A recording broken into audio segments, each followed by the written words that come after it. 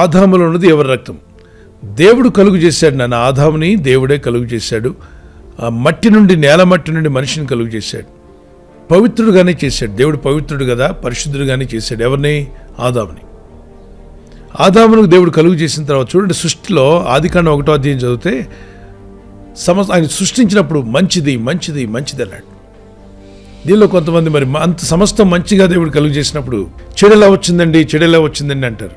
ముళ్ళ చెట్లు ఎలా వచ్చాయని. ఆదికాండం 3వ అధ్యాయం 15వ వచనం తర్వాత వచ్చాయి.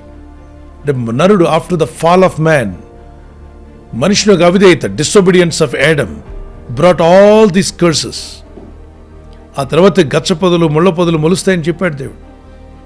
అంతకుముందు అంతా కూడా నీటిగా ఉండేది, ఏ ఇబ్బందులు లేకుండా, శాపము లేకుండా. మనుషుడు అవిధేయుడు, అంటే దేవునికి అవిధేయుడు కాకముందు దేవునితో డైరెక్ట్గా మాట్లాడేవాడు. సూటిగా దేవునితో కళ్ళలో కళ్ళు పెట్టి చూసి మాట్లాడుతుండేవాడు. ప్రతి చల్లపూట వేళ దేవుడైన ప్రభు యెహోవా దేవుడు సృష్టికర్త ఆదాముతో మాట్లాడుచుండనుంది.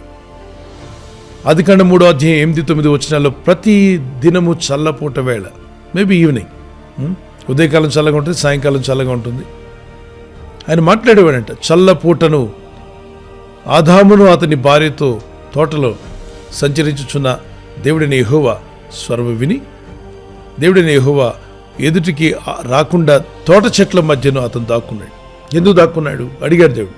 ఎందుకు దాక్కున్నావు అంటే నాకు భయం వేసింది అన్నాడు. ఎందుకు భయం వచ్చింది అంటే నేను పాపం చేసావా అన్నాడు. అవిధేయత, వద్దని చెట్టు ఫలం తిన్నాడు. ఎస్, ఎప్పుడైతే దేవుని వాక్యానికి అవిధేయుడయ్యాడో పాపం చేసినప్పుడు భయం వస్తుంది. ఇప్పుడు కూడా చూడండి, పాపం చేసినప్పుడు భయపడతాడు.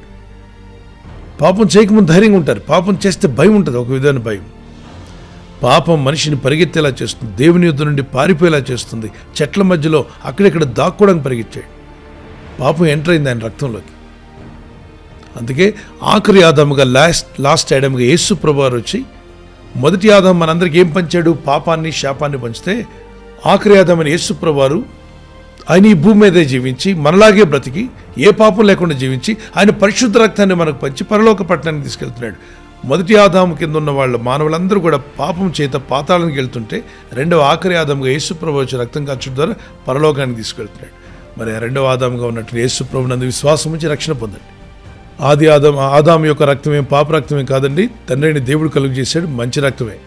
కానీ మనోడు పాపం చేశాక మురికి రక్తం అయింది. ప్రసంగి 7:29లో నరులను దేవుడు యథార్థవంతులుగా పుట్టిస్తుంటే ఎదిగిన తర్వాత ప్రజలు తంత్రాలు కలుగు చేసుకుంటున్నారట. God bless you.